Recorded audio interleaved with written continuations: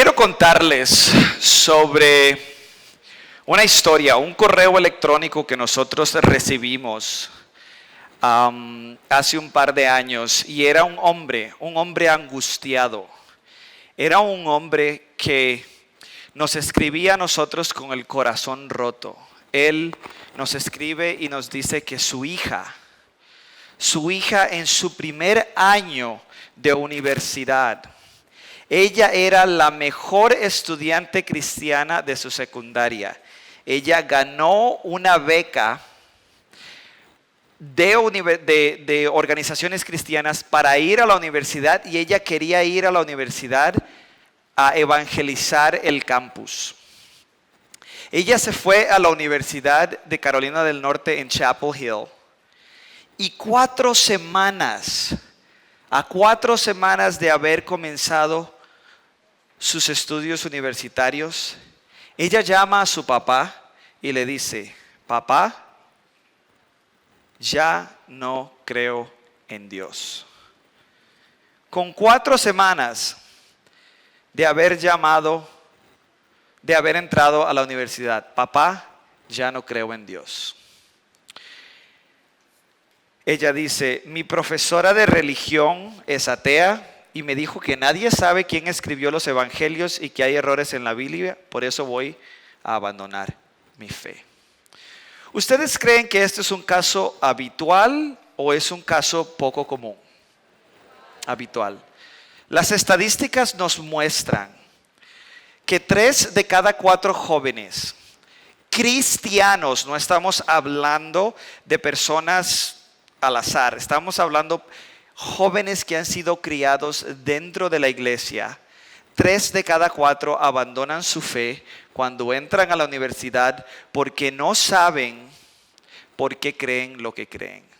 Se les da un cristianismo emocional y se les deja de lado las enseñanzas intelectuales. Nosotros estamos llamados a amar a nuestro Dios con toda nuestra mente también. Ahora, estos jóvenes reciben muchos argumentos en contra de la existencia de Dios. ¿Qué pasaría si yo les dijera que los mejores argumentos en contra de Dios en realidad prueban y demuestran que Dios existe? Usualmente los ateos utilizan argumentos como la ciencia, el mal, la moralidad y la razón para decir que estas cosas argumentan en contra de la existencia de un creador. Por ejemplo, David Silverman, el expresidente de la Asociación de Ateos Americanos, dice que Dios es un mito y la razón es atea por naturaleza. Steven Weinberg, quien es un físico teórico, dice: personalmente siento que la enseñanza de la ciencia moderna es corrosiva para las creencias religiosas y estoy de acuerdo con eso. Si los científicos pueden destruir la influencia de la religión en los jóvenes, entonces creo que es la contribución más importante que podemos hacer.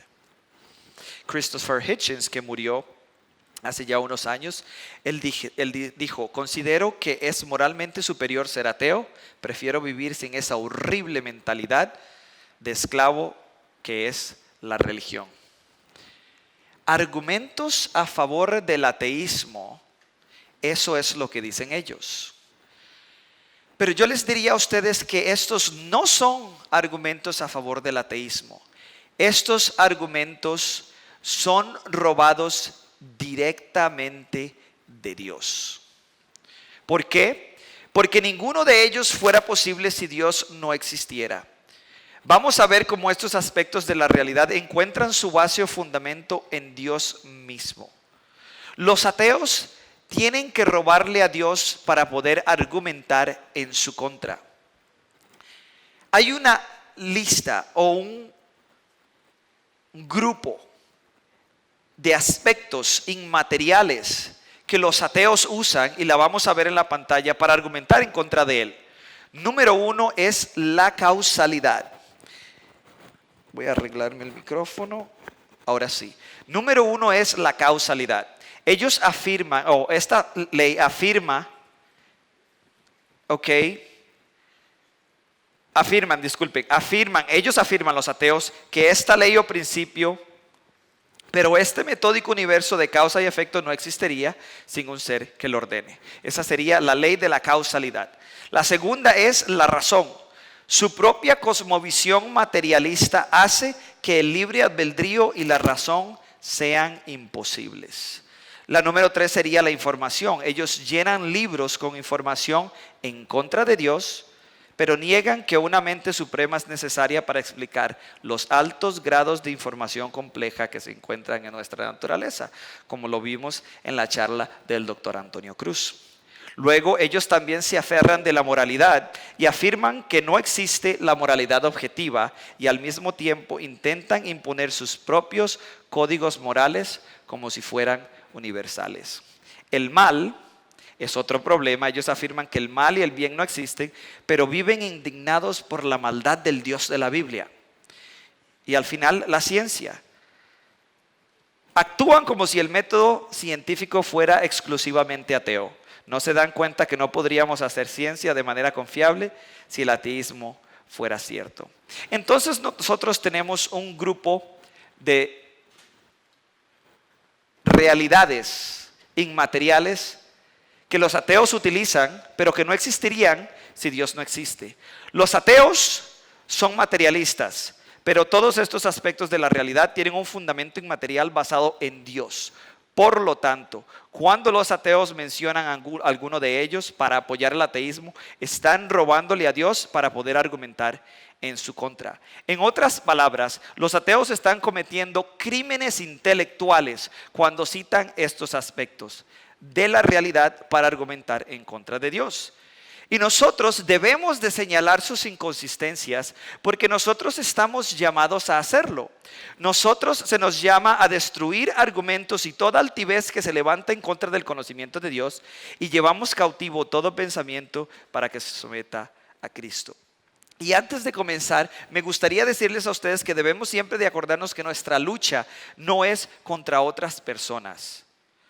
Es contra fuerzas espirituales malignas, contra poderes, autoridades, contra potestades que dominan este mundo de tinieblas. Por eso tenemos el deber de refutar estas ideas que son obstáculos para muchos, para llevarlos al pie de la cruz.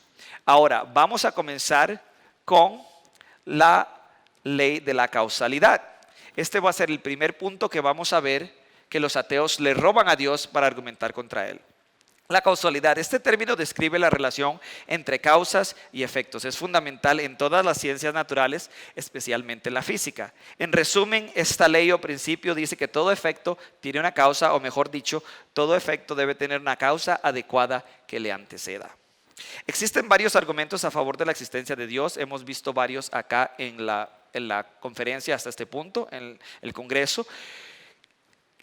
Pero hay uno que me encanta que resalta la necesidad de esta ley de la causalidad. El argumento cosmológico Kalam, voy a presentarlo de una forma que es un silogismo deductivo, lo cual es un tipo de razonamiento lógico. ¿Cuántos de ustedes acá han llevado lógica y saben lo que es un silogismo? Es una manera de un razonamiento lógico donde tenemos dos premisas o dos razones y estas nos ayudan a llegar a una conclusión necesaria. La primera premisa o razón es la siguiente: todo lo que comienza a existir tiene una causa. No es controversial. La segunda es: el universo comenzó a existir. Y ya hemos visto por medio de las razones que nos ha dado el doctor Antonio Cruz que el universo comenzó a existir. Por lo tanto, el universo tiene una causa. Es una conclusión necesaria si la premisa número 1, razón número 1 es verdad y la premisa número 2 y la razón número 2 es verdad. Entonces es un argumento sólido y no podemos escapar esta conclusión. Ahora, estas razones son incontrovertibles, pero ya verán cómo algunos tratan de desafiar la segunda premisa. La evidencia para basar esta segunda premisa es lo que nosotros llamamos comúnmente, el Big Bang, o sería la creación desde la nada. ¿Ok? Sería la creación desde la nada. Lo que dijo el doctor Antonio Cruz, creación ex nihilo. ¿Ok? Y Ya no los vuelvo a asustar. Ok. Los mismos ateos nos dan la evidencia de que esto es un hecho. Por ejemplo, el doctor Stephen Hawking, que murió hace poco, él dice lo siguiente. Él dice, casi todos ahora creen que el universo y el tiempo mismo tuvieron un comienzo en el Big Bang. Nosotros vemos acá que él afirma el consenso que existe en la comunidad científica. Vemos que hay una fuerza del argumento porque esto es una persona que era atea, que más bien estaba en contra de la creencia de Dios y no a favor. Y nosotros vemos que la afirmación de un opositor de nuestra creencia nos valida o nos ayuda a darle más fuerza a este argumento. Ahora también vemos al doctor Alexander Vilenkin, a quien conocimos hace rato por medio de la charla del doctor Cruz, y él dice, con la prueba ahora en existencia, los cosmólogos ya no se pueden esconder detrás de la posibilidad de un universo pasado eterno. Ya no existe escape. Ellos tienen que enfrentar el problema de un comienzo cósmico. ¿Por qué es un problema? Porque ellos querían que el universo continuara siendo eterno. Ellos querían que el universo no tuviera un comienzo. ¿Por qué? Porque se acerca mucho al primer verso de la Biblia. En el principio Dios creó los cielos y la tierra. Entonces nosotros vemos estas realidades que los mismos ateos nos están dando la evidencia. ¿Ok? También tenemos la relatividad general de Einstein, que nos dice que no solo se exige un comienzo absoluto, pero sabemos que el tiempo, el espacio y la materia fueron creados en un punto finito en el pasado. El astrónomo Edwin Hubble nos muestra o le mostró a Einstein prueba de que él estaba en lo correcto. Aquí lo vemos a él en el observatorio de Mount Wilson, donde él midió las distancias entre las galaxias y determinó el valor de la velocidad de la expansión del universo. Es más, cuando nosotros vemos que el universo se está expandiendo, no estamos diciendo que las galaxias se están moviendo una más lejos de la otra en un sentido donde se está moviendo en el espacio. No, el espacio en sí se está moviendo. Es como si tuviéramos un balón, como si tuviéramos un globo, ¿ok? Y el globo se comenzara a expandir y los puntitos en el globo se comienzan a mover, a alejarse, pero es el espacio mismo que se está expandiendo. Es el espacio mismo que se está expandiendo. Y nosotros lo que vemos es que Edwin Hubble dice, hey, si el tiempo se invirtiera, el universo colapsaría nuevamente en la nada. En otras palabras, si nosotros viéramos un video de YouTube donde se grabó desde el comienzo del universo y le damos play en reversa, esto es lo que veríamos.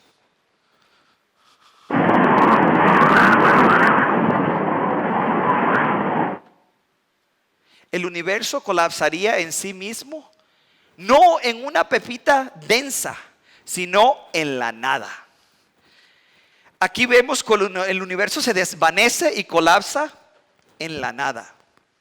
Es más, el físico inglés y distinguido profesor de la Universidad de Arizona, quien es un agnóstico, el doctor Paul Davies, dice lo siguiente. Él dice, el espacio y el tiempo y la materia fueron creados en el Big Bang. El Big Bang representa el evento de la creación. La creación no es no solo de toda la materia y la energía en el universo, sino también el espacio-tiempo. Ahora, cuando Davies usa la palabra creación, él no le da una connotación religiosa. Acordémonos, él es agnóstico. ¿Ok? Él se refiere al hecho de que el universo, la realidad y el plano espacio-temporal tuvo que haber sido causado por algo más. Wow. Ahora, basados en esta información, nosotros podemos llegar a una conclusión fácil. Si el universo tuvo un inicio, el universo tuvo que haber tenido un iniciador. La evidencia solo nos deja dos opciones. Ya sea que todo se creó de la nada por sí solo, que es la posición atea, o que alguien creó algo de la nada, que es la posición teísta. Nosotros vemos estas dos opciones y obviamente vemos, ¿cuál es la posición más razonable? Bueno, obviamente tenemos que ser sinceros y darnos cuenta que ambas posiciones son un milagro, ambas. Pero por lo menos en la segunda nosotros tenemos alguien que haga el milagro. En la primera estamos diciendo que todo se creó de la nada por sí solo, por sí mismo. ¿Ok? Ahora, basado en esto que nosotros sabemos, podemos llegar a la conclusión de que la causa debe tener diferentes atributos. Número uno, esta causa debe de ser inmaterial. ¿Por qué? Porque la materia comenzó a existir en lo que llamamos nosotros el Big Bang o el inicio del universo. También sabemos que tiene que ser atemporal, o sea, que no puede poseer o estar dentro del tiempo, porque el tiempo también comenzó a existir en ese punto finito en el pasado, y tiene que ser espacial, o sea, que no puede estar dentro del espacio porque el espacio no existía. Tiene que ser extremadamente poderosa porque comenzó a crear de la nada. No había materia preexistente. También tiene que ser personal. ¿Por qué tiene que ser personal? Porque decidió crear voluntariamente. Las fuerzas naturales como la gravedad son constantes, carecen de poder de evolución o de voluntad propia. Y tiene que ser supremamente inteligente porque creó un universo con un diseño impresionante, con seres que poseen una complejidad y una biológica magistral. Ahora, cuando yo voy a universidades alrededor del mundo y en los Estados Unidos, esto es lo que me encuentro. Estoy dando una charla. Pongo esta diapositiva que les acaba de mostrar y hago la pregunta: ¿cuál posición es más razonable? Y usualmente los ateos que están en la audiencia dicen la primera. Obviamente tienen que escoger la primera porque la segunda va en contra de sus creencias. ¿Cómo así? Ustedes los ateos que se jactan de ser los más lógicos y razonables, que siempre son fieles a la evidencia, pero cuando son desafiados en sus creencias resisten la evidencia y la lógica y terminan gritando incoherencias. ¿Por qué sucede esto? ¿Qué los motiva a ellos? ¿De dónde sacan estas ideas?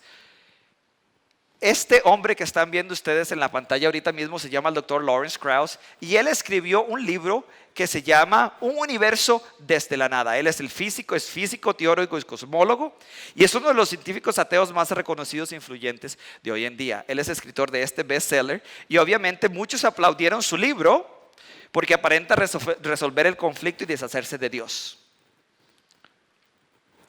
Pero nosotros tenemos que ver que hay muchos problemas en la posición del Dr. Krauss. Pero él bien confiadamente dice: no necesitas un Dios para crear el universo. Ahora, esto es una afirmación extraordinaria, dada la evidencia que acabamos de ver. Pero viniendo de un científico tan preparado y tan condecorado académicamente como el Dr. Lawrence Krauss, esto debe tener algún mérito, ¿no? Ahora, antes de proseguir, creo que ustedes deben estar de acuerdo con la cita de Albert Einstein cuando dijo que a menudo se ha dicho, y ciertamente de forma justificada, que el hombre de ciencia es a menudo un mal filósofo. Veremos si esto es cierto en relación con el Dr. Krauss o no. Pero bueno, vamos a ver cómo Krauss se encarga de crear un universo de la nada. ¿Cómo es que él lo explica? Número uno, él redefine la nada. ¿Ok? La nada en realidad es la no existencia, la carencia de existencia completa. ¿Ok? No existe espacio, no existe el tiempo, no existe la materia, no existe nada. Krauss usa la palabra nada para aplacársela a algo, que fue lo que dijo el doctor Antonio Cruz. Él dice, él solo aplica a un vacío cuántico. Krauss es experto en esto de la mecánica cuántica, la cual estudia el nivel cuántico y este nivel es extremadamente pequeño, es el mundo subatómico sumamente misterioso, y es donde estaba Ant-Man en la película Endgame. No, era el mundo subatómico, era este vacío cuántico. ¿Ok? Pero el problema con la afirmación del Dr. Krauss es la siguiente. No, él primero dice, la nada es algo. El universo fue creado de la nada, del no ser, de la no existencia, no de un vacío cuántico. La segunda es, el vacío cuántico es algo. Consiste de campos de energía fluctuante donde las partículas parecen aparecer y desaparecer, o sea, que parece que comienzan y dejan de existir. Ahora, se desconoce por qué estas partículas se comportan de esta manera. También hay al menos 10 modelos plausibles diferentes del nivel cuántico y nadie sabe cuál es el correcto. Así que existe bastante incertidumbre en este campo. Ahora, lo que sí sabemos es que sea lo que sea que está sucediendo allí, no es evidencia de que lo que estamos observando o lo que están observando los científicos es creación desde la nada. ¿Ok? Además, el vacío no es eterno. El vacío tuvo que haber tenido un comienzo y por lo tanto necesita una causa. Dr. Krauss lo que está haciendo aquí es que está cayendo en una falacia lógica o un error lógico que se llama falacia por equívoco o por equivocación. Y esto no se le ha escapado a sus colegas. El doctor David Albert dice lo siguiente. Él escribió un artículo en el New York Times y él dice lo siguiente. Él dice, eso no es cierto. Los estados teóricos relativistas cuánticos de campos, al igual que las jirafas, los refrigeradores o los sistemas solares, son conjuntos particulares de materia física. Ahora, este hombre es un prestigioso físico, teórico y filósofo y autor de libros en el tema, profesor de la Universidad de Colombia, quien también es ateo. Él dice, esto es mentira. Él dice, obviamente nosotros podemos ver cómo habla él, eso es sarcasmo. Y él continúa con otra cita y dice lo siguiente, él dice, con la misma cita y él dice, Krauss está totalmente equivocado y sus críticos religiosos y filosóficos están absolutamente en lo correcto. Krauss no estaba muy contento cuando el doctor Albert escribió esto en el New York Times. Y la respuesta de Krauss es sorprendente por su elocuencia y profundidad. Lawrence Krauss dijo lo siguiente, miren lo que dijo Lawrence Krauss. Él dijo, eres un estúpido. Él le responde al doctor Albert con un insulto, lo llama estúpido, eso es lo que se llama un ad hominem. En otras palabras, él dice, no tengo argumentos para refutar lo que dijiste, así que mejor te ofendo para tratar de desacreditarte. El doctor Krauss nunca lidia con la crítica y los argumentos en su contra. Ahora, el doctor Albert también tiene sus credenciales y como te digo, él dice, Krauss está equivocado y él ha escrito varios libros en este campo. Entonces no es nada más un donadie, no soy yo el que estoy diciendo que Krauss está equivocado, son sus propios compañeros. David no solo tiene credenciales en la materia, sino también que él es filósofo. No solo entiende la profundidad desde el lado de la física teórica, sino también entiende las consecuencias lógicas de las afirmaciones del Dr. Krauss, dado que Albert tiene estudios en filosofía. Por eso la filosofía es tan importante. Nos ayuda a pensar claramente y no cometer este tipo de errores básicos como los que comete el Dr. Krauss en su razonamiento. Ahora nosotros vamos a ver el segundo punto. El Dr. Krauss dice lo siguiente, él asume las leyes de la física. Una excelente pregunta que le podríamos hacer al Dr. Krauss es la siguiente, ¿de dónde vienen las leyes de la física? ¿Ok? Nosotros sabemos que si hay una ley, tiene que provenir de un legislador o un dador de esa ley. Es más, esta pregunta la hicieron en uno de los grandes debates entre científicos brillantes. Uno era ateo y el otro cristiano. Era el debate entre el doctor Richard Dawkins y el doctor John Lennox. Mientras ellos debatían debajo de este impresionante esqueleto de dinosaurio, al doctor Dawkins, quien es un biólogo evolutivo de esa misma universidad, le preguntan, ¿de dónde vienen las leyes de la física? ¿Ok? Y él responde, no tengo idea, pero involucrar a Dios en esto no ayuda en nada. ¿Qué? Señor Dawkins, involucrar a Dios sí ayuda y mucho, dado que tenemos que responder de dónde vienen estas leyes, por qué actúan ordenadas y consistentemente y por qué son tan precisas. Es más, por eso el mismo doctor Paul Davies escribió un artículo titulado Tomando la ciencia por fe. Y él hacía este mismo tipo de preguntas. Él dice, ¿por qué existen las leyes naturales precisamente ordenadas? Y él dice, los científicos toman las ordenadas leyes de la física por fe. Y que esas leyes están expresadas en una ordenada relación matemática. Es más, esto es similar de lo que dice que el doctor Albert Einstein dijo, que lo más incomprensible del mundo es que es del todo comprensible. En otras palabras, ¿cómo es que matemáticamente podemos comprender lo que sucede en el universo? ¿Por qué existe este lenguaje universal con el que podemos explicar el mundo en el que vivimos?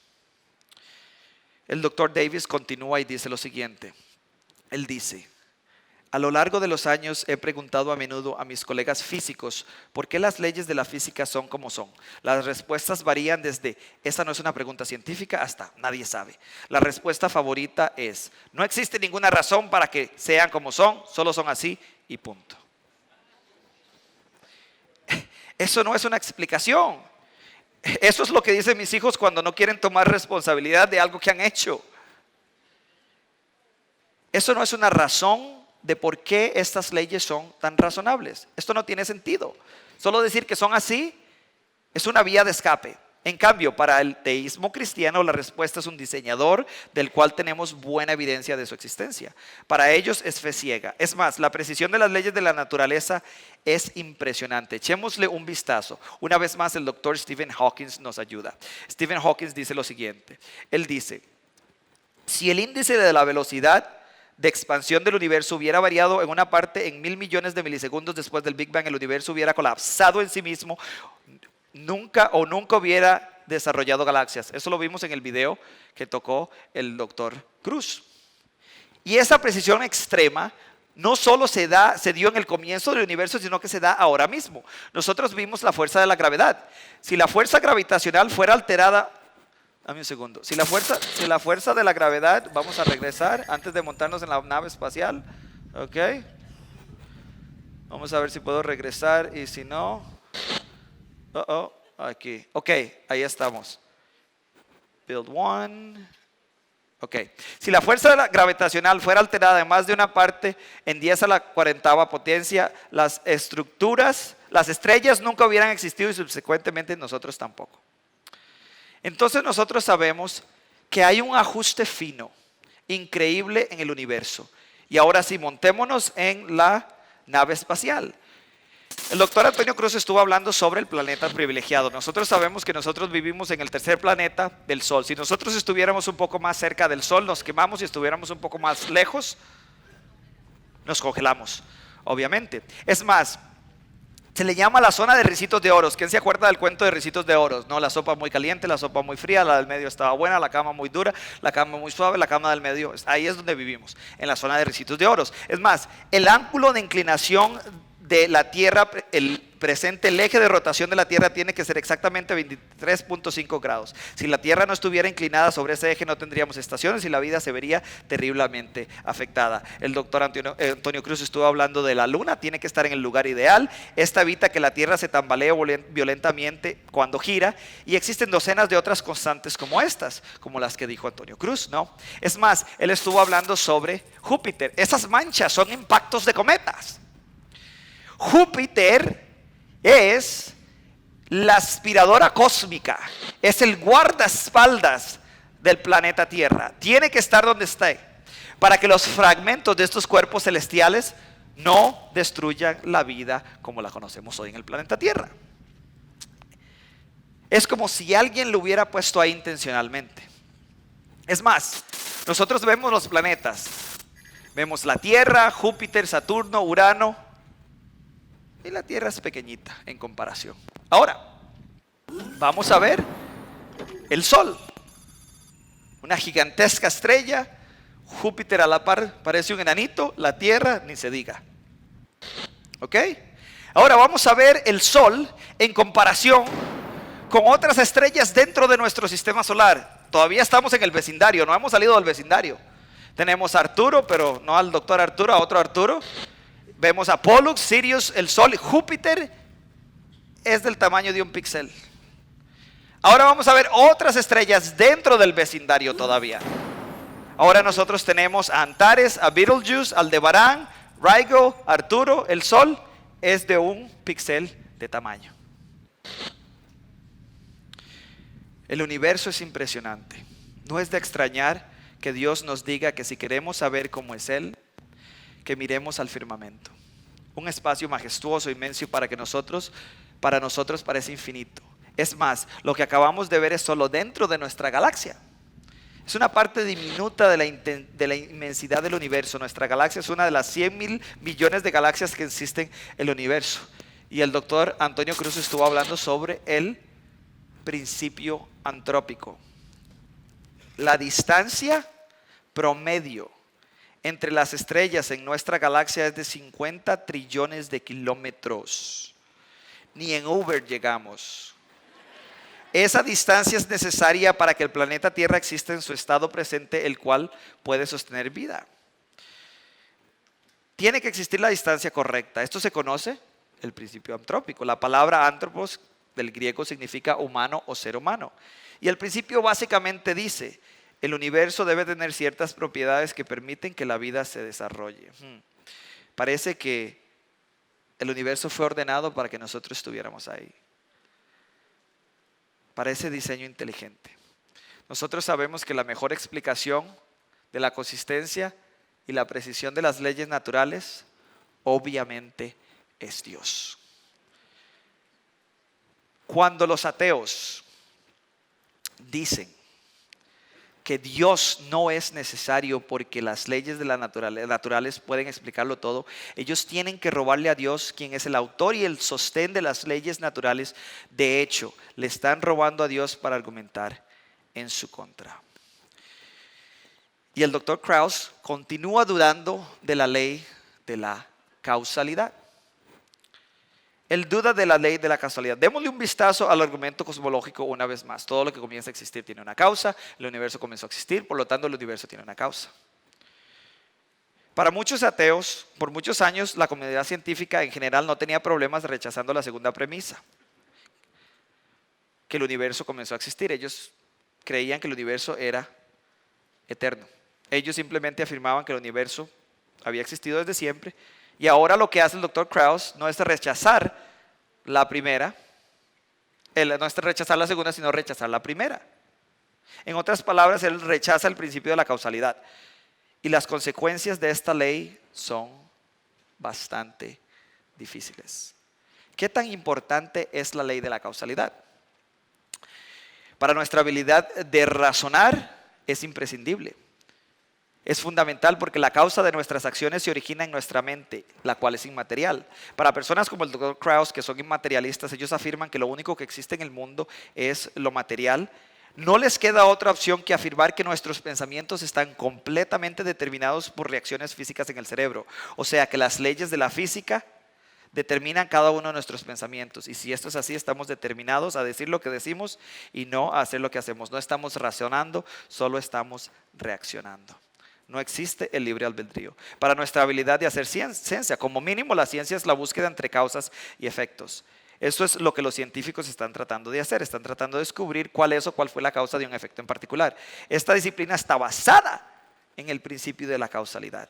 Depende de la relación entre causa y efecto. Ahora, si las cosas pueden existir sin causas, ¿cómo podemos hacer ciencia? Para nuestra habilidad de funcionar diariamente es imprescindible, es parte de todo lo que hacemos, es parte de nuestro sistema de justicia.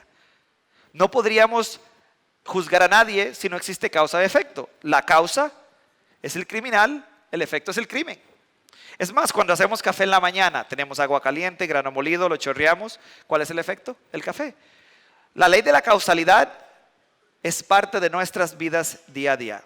Entonces nosotros tenemos que tener presente lo que hace el doctor Krauss. Krauss se apoya en la ley de la causalidad cuando cree que le ayuda al ateísmo, pero la niega cuando le ayuda al teísmo. Él dice, bueno, yo creo en la evolución darwinista y el efecto de la variedad de especies es la evolución. Pero cuando apoya el teísmo y dice que el universo tuvo un comienzo, él dice, bueno, no me conviene creerla aquí, y duda de ella. También él usa la ley de la causalidad para probar la ley de la causalidad. ¿Por qué? Porque él utiliza el método científico que está basado en la ley de la causalidad para decir que esta no existe. Y últimamente él socava la ciencia y la razón, las cuales dependen de la ley de la causalidad. En otras palabras, el doctor Krauss tiene las cosas de cabeza. Y nosotros vamos a ayudarle a él a ver algo. Nosotros sabemos que dudar de la ley de la causalidad es dudar virtualmente de todo lo que sabemos sobre la realidad, incluyendo nuestra habilidad para razonar y hacer ciencia. Todos los argumentos, todos los pensamientos, toda la ciencia y todos los aspectos de la vida dependen de la ley de la causalidad. Lo que vemos aquí curiosamente es el caso de cómo los ateos usualmente se eximen de sus propias afirmaciones y teorías. Los ateos tienen que robarle a Dios para argumentar contra él. Pero nosotros sabemos que necesitamos un motor inmovible, necesitamos un ente, un agente que toque el primer dado. Necesitamos este motor inmovible, esta causa no causada. Esa causa no causada es lo que nosotros llamamos Dios. Él es la causa de todo lo demás. Y por eso es que nosotros estamos viendo que los ateos tienen que robarle a Dios la ley de la causalidad para argumentar contra Él. Ahora vamos a pasar de la ley de la causalidad y vamos a pasar corriendo por medio de dos aspectos más de la realidad. Vamos a hablar sobre la moralidad y sobre el mal. ¿Ok?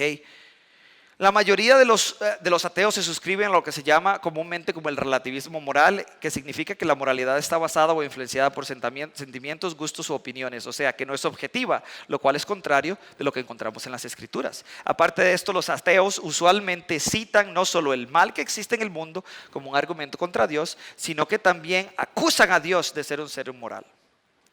Ahora vamos a ver esto. Esto es lo que se conoce como el dilema de Epicuro. Y el dilema de Epicuro va algo así. Él dice, número 1, si Dios es todopoderoso y bueno y lo sabe todo, entonces Él puede prevenir el mal. Premisa número 2, es evidente de que el mal existe en el mundo. Podemos llegar a la conclusión de que por lo tanto un Dios todopoderoso, bueno y que lo sabe todo no existe. ¿Por qué? Porque si Dios fuera bueno y sabe que algo malo va a suceder, Él lo detendría porque Él es todopoderoso, Él es bueno y es omnisciente. Obviamente nosotros sabemos que al mal en el mundo a todos nos suceden cosas malas, sufrimos, etcétera, etcétera. Por lo tanto, un Dios poderoso no existe. Ahora nosotros vemos que este argumento es bastante poderoso cuando lo vemos de buenas a primeras. Y el doctor Richard Dawkins obviamente sabe que esto es una realidad. El doctor Richard Dawkins en su libro El espejismo de Dios, él dice lo siguiente. Él dice, el Dios del Antiguo Testamento es el personaje más desagradable de todos los relatos de ficción, celoso y orgulloso de serlo, un monstruo controlador, inclemente, mezquino, injusto, un limpiador étnico, sediento de sangre y vengativo, un bravucón, misógino, homófobo, racista, infanticida, genocida, filicida, pestilente, megalomano, sadomasoquista y caprichosamente maligno. ¡Wow! Obviamente él ve el poder de este argumento y él tiene una brújula moral puesto que cree que ciertos actos son verdaderamente inmorales. Entonces la pregunta del $1.000.000 es la siguiente: ¿hacia dónde apunta nuestra brújula moral? Quiero que pongan atención, a ver si pueden encontrar, pueden decirme la respuesta. ¿Alguien conoce a esta dama que ven ustedes en el monitor? ¿Alguien la conoce? ¿Se les hace parecida? ¿No? ¿No? Ok, sigamos. ¿Alguien conoce a estos dos niños y a este hombre que ustedes están viendo en la pantalla ahorita mismo? ¿No? ¿No? ¿Cuál es la relación entre estas dos personas, entre este grupo de personas? ¿Ah? Bueno, yo les voy a decir para pasar esto rápido, para terminar con esta sección. Esta es mi familia, la foto la tomé yo, fuimos a Hollywood Studios, ella es mi tía Shirley, mi tío Carmelo y eso es mi hija Leda y mi hijo Aiden, ya están un poquito más grandes. Esto fue hace unos años. Quiero que pongan atención. El 4 de septiembre del 2014 yo estaba en mi oficina cuando sonó el teléfono, exactamente a las 9:43 de la mañana. Yo levanté el teléfono y era mi hermana Rosalba desde Costa Rica. Me dice, Coqui, así es como me llama ella de cariño, me dice, Coqui, algo sucede. Y le digo yo, ¿qué pasa, Rosalba? Y ella me dice, estaba hablando con tu tía Shirley y de un pronto a otro ella comenzó a gritar, me dijo, ahí viene, ayúdame por favor, ahí viene, ayúdame, ayúdame. De un pronto a otro oí un disparo y silencio. Traté de llamarla una y otra vez, no contestó el teléfono. Por favor, llama a su patrona, ve a ver si ella está bien. Yo inmediatamente llamé al 911, llamé a la dueña del lugar donde ella vivía, donde estaba trabajando mi tía, y me monté en mi vehículo. A los 5 minutos de haberme montado en el vehículo recibo otra llamada y es de mi tío.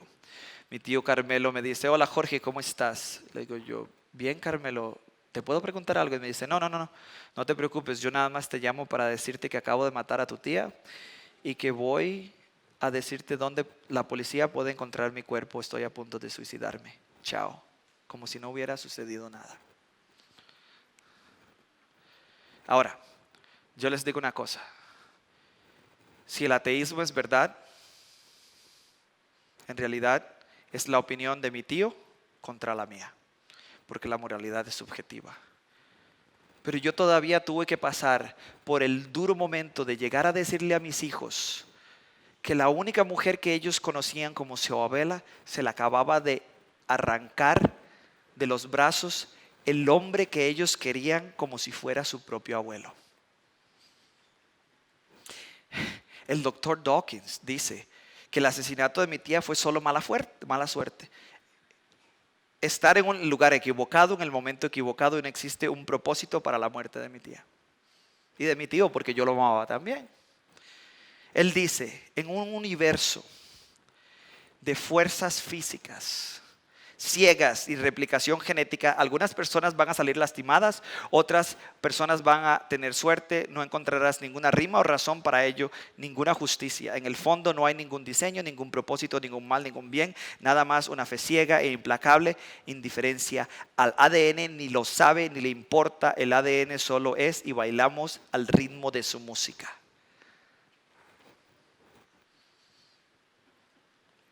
Si el doctor Dawkins tiene razón, no podemos juzgar esto tampoco.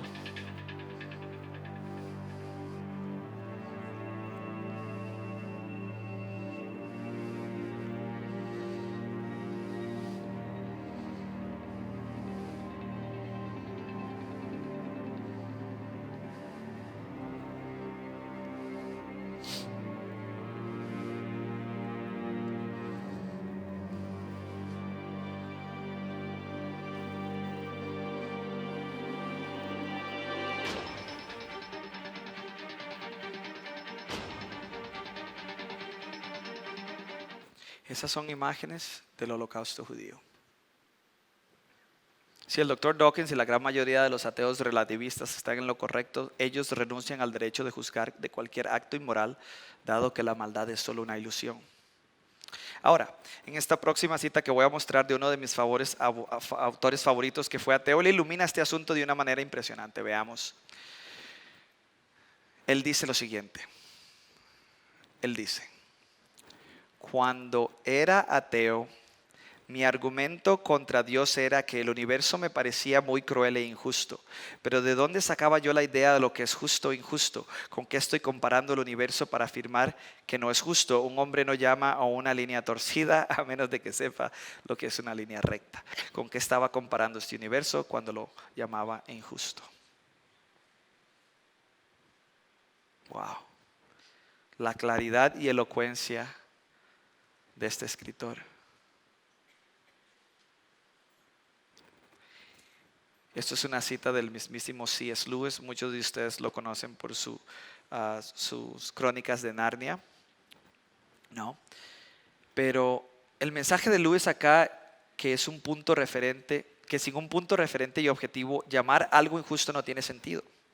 En otras palabras, el mal necesita del bien y el bien necesita de Dios. Sin un Dios, lo que llamamos el bien es, como lo mencionó el doctor Dawkins, una ilusión. Todos, absolutamente todos nosotros sabemos que es objetivamente inmoral violar a un niño por diversión. La persona que te dice que esto no es inmoral no necesita un argumento, necesita un psiquiátrico. Es más, tirar a tu abuelita en silla de ruedas por unas gradas, cualquier persona en cualquier país, en cualquier planeta te va a decir que eso es inmoral, porque es una persona indefensa. Pero nosotros vemos que cuando el doctor Dawkins dice la cita que vimos hace un rato, no la voy a repetir, no la voy a leer, quiero que se enfoquen en una palabra. Él dice que Dios es injusto, injusto. Él nos dijo que no existía el bien y no existía el mal, pero ahora está utilizando un estándar de justicia. ¿Qué es lo que está haciendo el doctor Dawkins?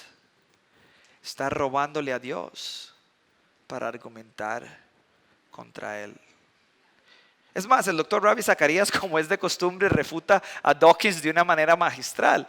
Él dice: cuando usted dice que hay demasiado mal en este mundo, usted asume que existe el bien. Cuando asumes que existe el bien, asumes que hay una ley moral la cual podemos usar para diferenciar entre el bien y el mal. Pero si usted asume la ley moral, debe postular un legislador que dé esta ley moral.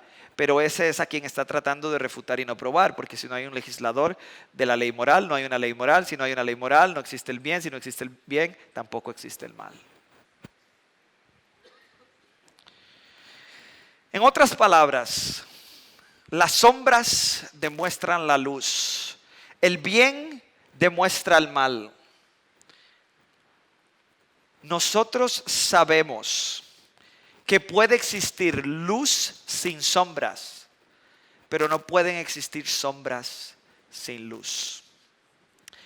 Controversialmente, muchos de nosotros nos dicen que cómo es que nosotros podemos descubrir qué está bien y qué está mal. ¿Cómo es que descubrimos nosotros quién tiene la razón y quién está equivocado?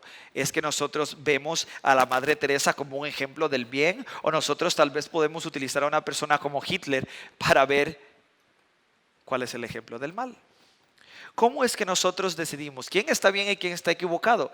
Obviamente muchas personas que estaban con Adolfo Hitler creyeron que lo que él estaba haciendo estaba bien. Vamos a hacer un ejercicio muy rápido.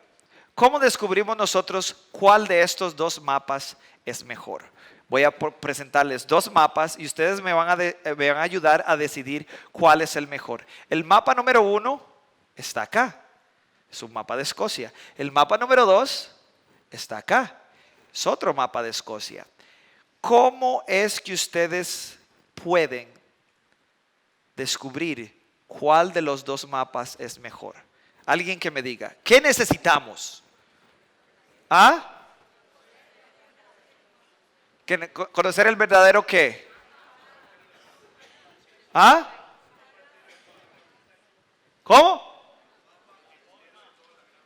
No, necesitamos una cosa. Necesitamos un lugar real, objetivo, llamado Escocia, para nosotros poder tener un referente real y objetivo.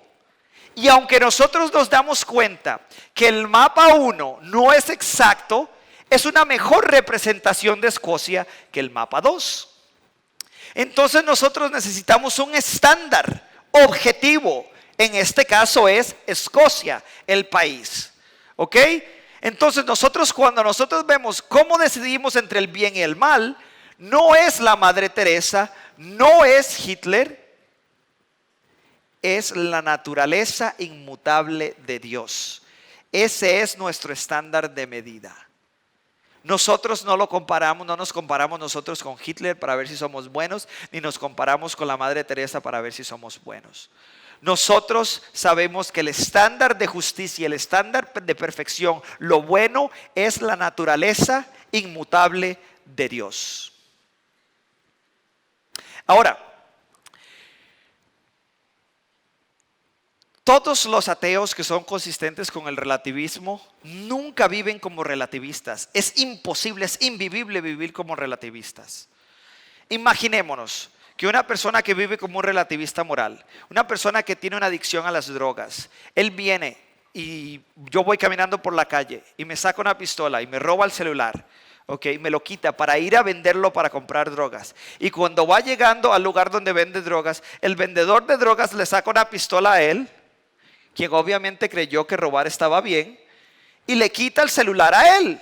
Inmediatamente él va a decir, mi relativismo moral ahora se va a convertir en un objetivismo moral. Él se vuelve objetivista moral al momento que le hacen una injusticia a él. ¿Por qué? Porque nosotros demostramos que la moralidad es objetiva no por nuestras acciones, sino por nuestras reacciones. El argumento moral va algo así. Premisa número 1.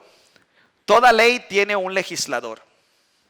Premisa número 2. Existe una ley moral objetiva y lo sabemos. Está escrita en nuestros corazones. No la podemos negar. desde que somos niños. Es más, ese es el argumento que es imposible no conocer. Por lo tanto, existe un legislador moral objetivo y ese es a quien llamamos Dios. Dios hará justicia, no solo para mí, sino también hará justicia para mi tía, para todos los que estuvieron envueltos en este problema y para todos ustedes que han sido heridos, han sufrido, han sido lastimados, han perdido personas queridas. Si Dios existe y la moralidad es objetiva, Él se va a encargar de arreglar eso, porque Él no va a dejar que algo que sea injusto quede sin castigo. Ahora, el doctor Dawkins parece que habla de ambos lados de la boca. Él dice lo siguiente. Él dice, en un universo de fuerzas físicas, ya vimos todo esto. Él dice que no hay ninguna justicia. Y él dice que no existe ni el bien ni el mal. Pero del otro lado, él dice, siempre he dicho que soy ferviente antidarwinista cuando se trata de la forma en que debemos organizar nuestras vidas y nuestra moralidad. Queremos evitar basar nuestra sociedad en principios darwinistas. ¿Por qué será? Porque él sabe que vivir como un relativista moral, como lo dicta la evolución, si es que es cierta, es imposible. Esto es otro claro ejemplo clásico de cómo los ateos tienen que robarle a Dios para argumentar contra él. Vamos a ver dos inconsistencias del doctor Richard Dawkins. Dawkins afirma que la moralidad objetiva no existe y al mismo tiempo intenta imponer sus propios códigos morales y deberes morales como objetivos. Y segundo, él afirma que ni el bien ni el mal existen, que solo bailamos al ritmo de nuestro ADN, pero por otro lado vive indignado por el malvado Dios de la Biblia. O sea, que tiene que robarle a Dios y tiene que ser inconsistente, porque él sigue juzgando incesantemente a Dios del Antiguo Testamento, al quien llama tirano, pero al mismo tiempo él dice, no existe ni el mal ni el bien, solo bailamos al ritmo de nuestro ADN. En conclusión, nosotros vemos que la moralidad y el mal serían imposibles si el ateísmo, el cual es fundamentalmente materialista, fuera verdadero. Todos los juicios morales, todas las injusticias, toda la tragedia y todo el mal sería reducido a una insignificante opinión personal. La objetividad de la moral depende de Dios. No podemos escaparnos, esto es lo que corresponde a la realidad. Los ateos tienen que robarle un estándar de justicia a Dios para argumentar contra Él. Pero el estándar de justicia no existiría si Dios no existe. Creo que hemos demostrado que no solo el bien y el mal son reales, sino que la moralidad en sí es objetiva y está fundamentada en la naturaleza de Dios. Nosotros podríamos decir que todo lo que se aleja de Dios es lo malo y cualquier acto que hagamos, cualquier cosa que se acerque a este estándar trascendente es lo que llamamos lo bueno. Si alguien actúa de manera consistente con este estándar, o sea que está más cerca de este estándar que es trascendente, es lo que consideramos el bien y lo que se aleja el mal. Por eso es que los ateos continúan cometiendo crímenes intelectuales y le continúan robando a Dios para argumentar contra Él. Espero que nos haya quedado claro que todos estos aspectos de la realidad no solo son inmateriales, sino que también necesitan de la existencia de Dios para ser reales. La causalidad, la información, la moralidad no existirían sin Dios y sería imposible razonar y hacer ciencia. Los ateos una y otra vez continúan cometiendo crímenes intelectuales cada vez que citan alguno de ellos para argumentar en contra de Dios. Entonces, al principio nosotros pensábamos que estos eran argumentos a favor del ateísmo porque esto es lo que la cultura popular nos dice. Pero nos estamos dando cuenta que no lo son. Ninguno de estos argumentos funciona para los ateos. Estos argumentos son a favor de un Dios que es necesario. Ninguno de ellos existiría si Dios no existe. Es más, ninguno de nosotros existiría si Dios no existe. Nosotros sabemos que la causalidad, la razón, la información, la moralidad, el mal y la ciencia, todos apuntan hacia la existencia de un creador y están fundamentados en él. Los ateos que utilizan estos aspectos en sus argumentos, cometen crímenes intelectuales al valerse de estos aspectos de la realidad, dado que sin Dios ninguno de ellos existiría. Muchas gracias. Si quieren el caso completo, todo esto viene en el libro Robándole a Dios, bajo el mismo nombre, y pueden recibir la información mandándome un correo o por medio de las redes sociales.